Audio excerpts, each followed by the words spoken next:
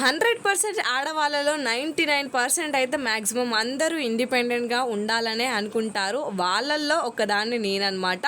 Husband కొనిస్తారా కొనివ్వరా, money ఇస్తారా ఇవ్వరా అని పక్కన పెడితే, వాళ్ళకి నచ్చిన వస్తువు వాళ్ళ సొంత డబ్బులతోని కొనుక్కోవాలి, హస్బెండ్ని పేరెంట్స్ని అడగకుండా అని ఒక చిన్న కోరిక కోసం ఇంట్లో పనులు మేనేజ్ చేసుకుంటా ఇంకేదైనా ట్రై చేయాలి, ఇండిపెండెంట్గా ఉండాలని కోరుకుంటారు. అదే సేమ్ మెంటాలిటీ ఉన్న నేను ఎప్పుడు ఖాళీ ఉండకుండా ఏదో ఒకటి అయితే ట్రై చేస్తూ ఉంటానన్నమాట. చుట్కీ ఉట్టక ముందు మగ్గం వర్క్ అయితే నేర్చుకున్నాను. యూట్యూబ్ లో చూసే క్లయింట్స్ కూడా వేసేదన్నమాట. ప్రెగ్నెన్సీ రావడంతో ఆ వర్క్ అయితే స్టాప్ చేశాను. After pregnancy and after delivery ఇంకా ఖాళీగా ఉన్నానని చెప్పేసి 9th month లో చుట్కీ ఉన్నప్పుడైతే యూట్యూబ్ అయితే స్టార్ట్ చేశాను. స్టిల్ యూట్యూబ్ లోనే వర్క్ చేస్తున్నాను.